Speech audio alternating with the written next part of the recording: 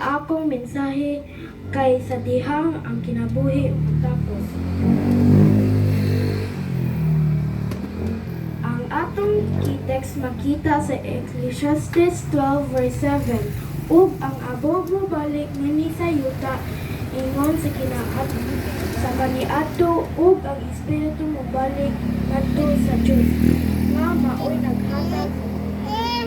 Before ko mapadayon magampo ta.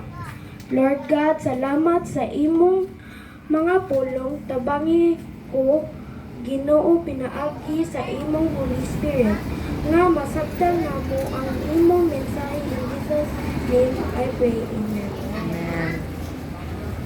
Matulog hantod pagbalik ni Jesus.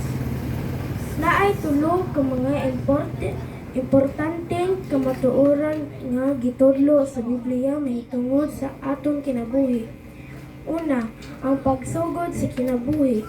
Mabasa sa Genesis 2 verse 7. O giumol ni Ginoo nga Dios ang tawo gikan sa abog sa yuta ug gihuypan niya sa mga buhong sa iyang ilong sa gininhawa sa kinabuhi. Ug ang tawo nahimong kalab nga may kinabuhi. Si Adam gihimo sa Dios gikan sa abog sa yuta o gihuypan ang iyang ilong sa gininhawa sa kinabuhi. Ang ikaduha, ang pagkawala sa kinabuhi. Sa panahon sa kamatayon mao kini ang baliktad sa pagsugod sa kinabuhi. Ang lawas mobalik sa abog nga dito siya gikan ug ang gininhawa mobalik sa Dios nga maoy naghatag.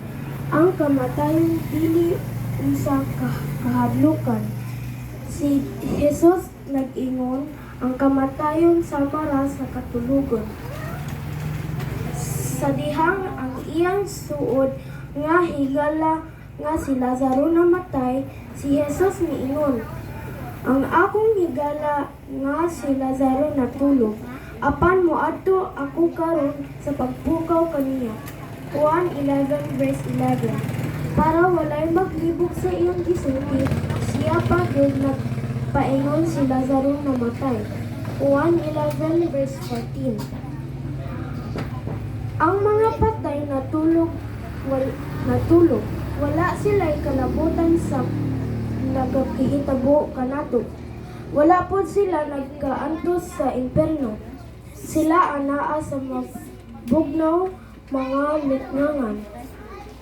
O wala sila nagsuri-suri para kita hadlokon. Ikatulo, ang pagsugod pag-usad sa kinabuhi. Ang maayong balita sa Biblia nga bisan pa ang tao mamatay. Dili sila mamatay sa walay katapusan o Biblia. Ang Biblia magsulti og unsay mahitabo sa diha mobalik si Jesus. Og iya kitang pagadalon sa langit aron magtiguban kaniya. 1 Thessalonica 4 verse 16 to 17.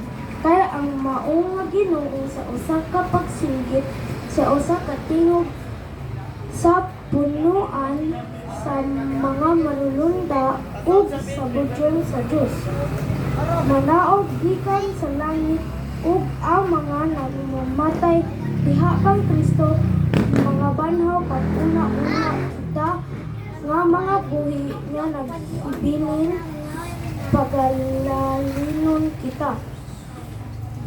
Pagtingog kanato ngadto sa ibabaw uban kanila sa mga panganod sa pagsugat sa Ginoo ug ingon niini magakauban kita gihapon sa Ginoo. Atong nasabtan sa atong pagtuon. Ang tulo ka mga importante nga kamatuoran sa kinabuhi.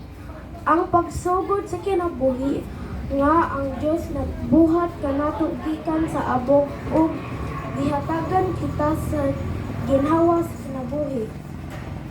Ang pagtapos sa kinabuhi nga kung mamatay ang tao Ang iyang gininghang mubalik sa Dios ug ang iyang lawas mubalik sa abog ug ang pagkinabuhi pag-usab ang